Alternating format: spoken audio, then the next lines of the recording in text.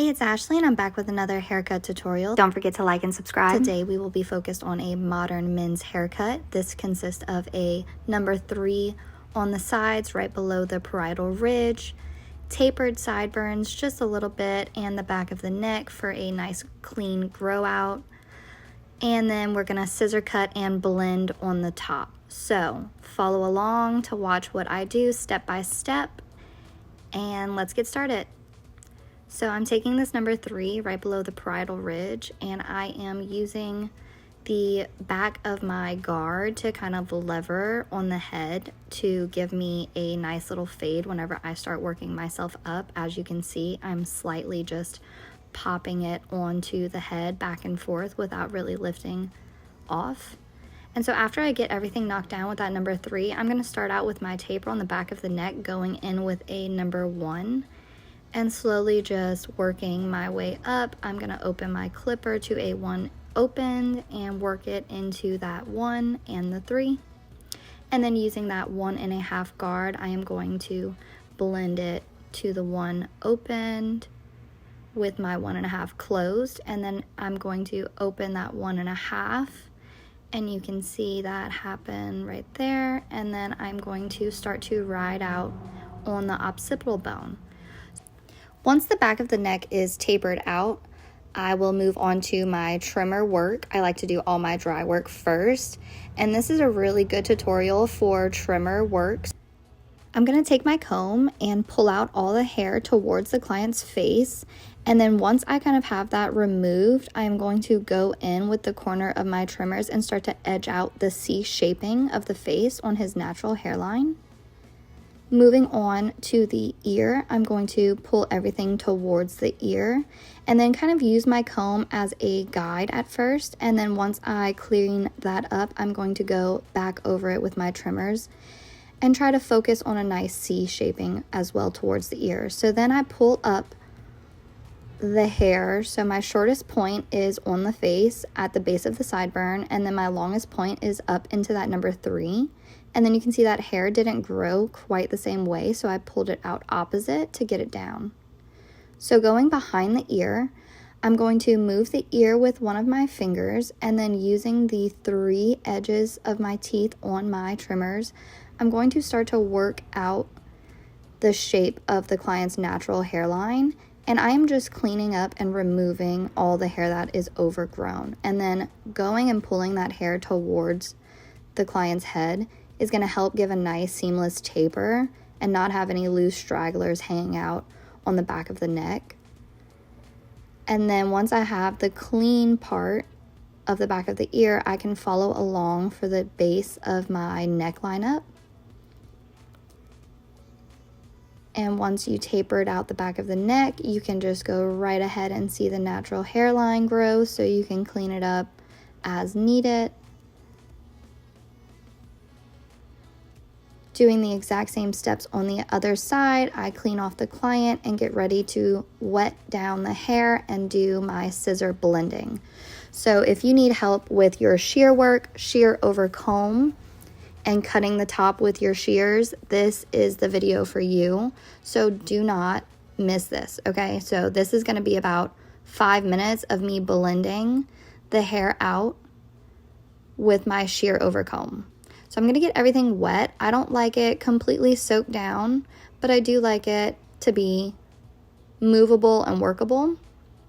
And depending on the hair texture, that's up to you on how you like to cut. Some cuts better dry and some need to be wet. So I'm going to start working where I see weight and need to blend. So I remember I took that 3 right below the parietal ridge. So I'm going to start at the parietal ridge, blending everything that is above it to that number 3.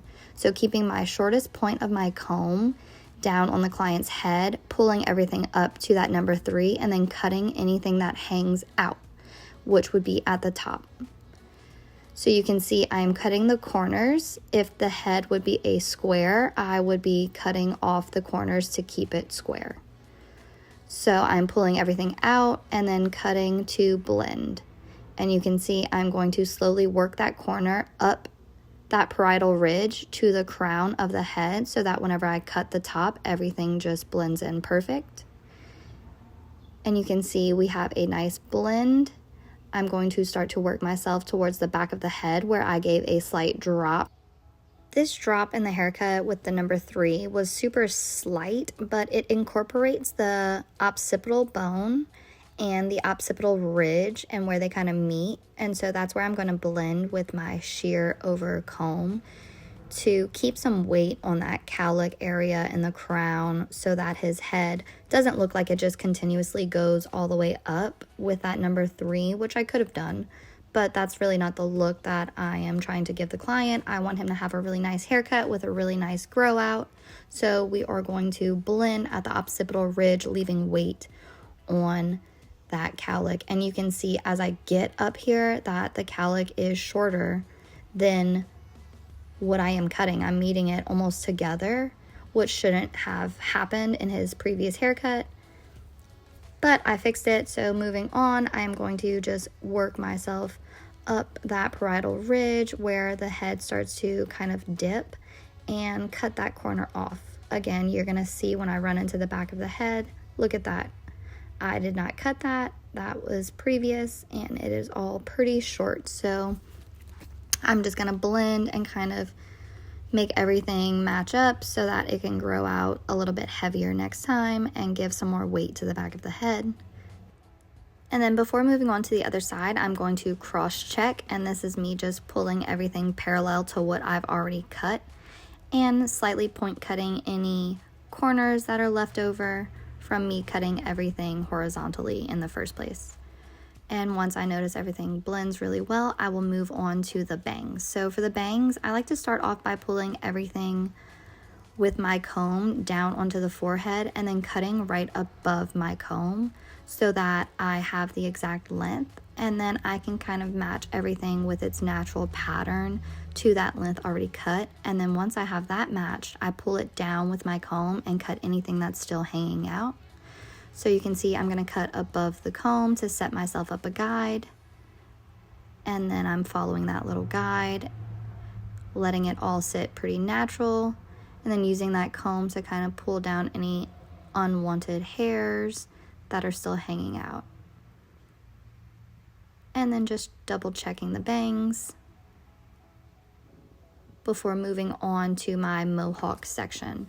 So I cut my bangs first after I blend everything into the sides, and then I go and set my mohawk section so that I can follow that guide throughout the whole top of the head. So my guide right now is the bangs that I just cut.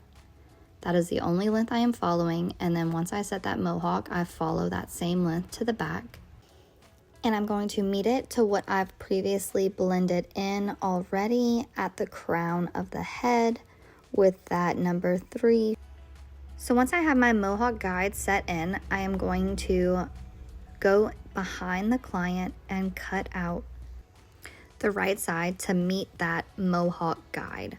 So I am going to leave out a little bit of the bangs because I don't want to take off too much weight, and I'm just going to lightly point cut everything to the mohawk guide length. And as you can see, I am taking off a good bit of length, and I drop my comb, which happens and is fine. So I'm going to grab another one out of my barber side and continue where I left off. Normally the hair is pretty good at staying put while you grab a new comb, so don't worry about that. Just find your spot and continue on.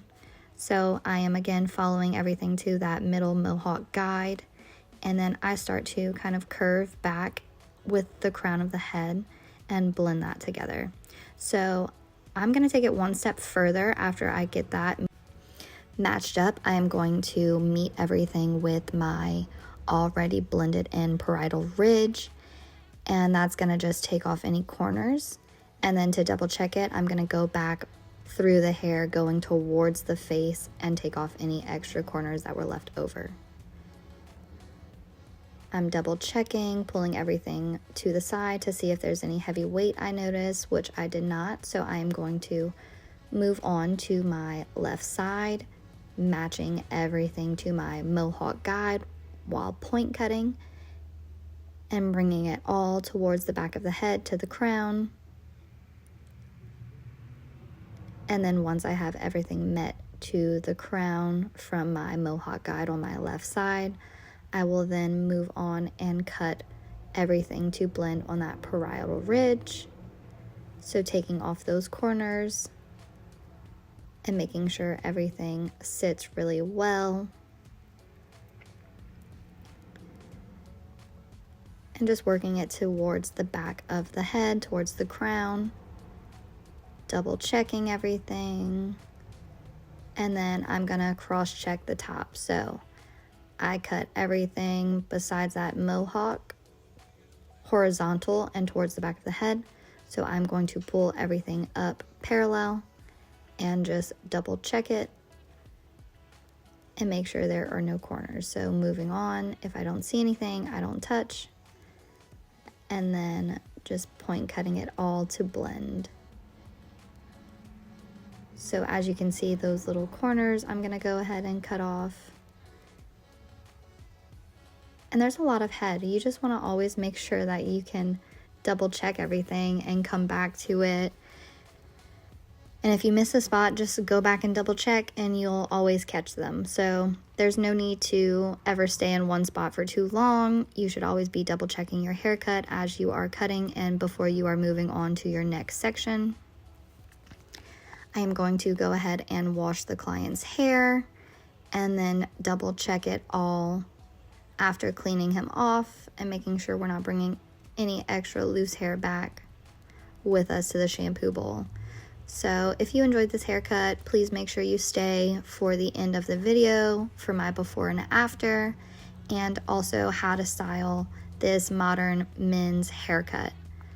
So we are going right back into the chair after washing it. I am going to lightly towel dry the client's hair.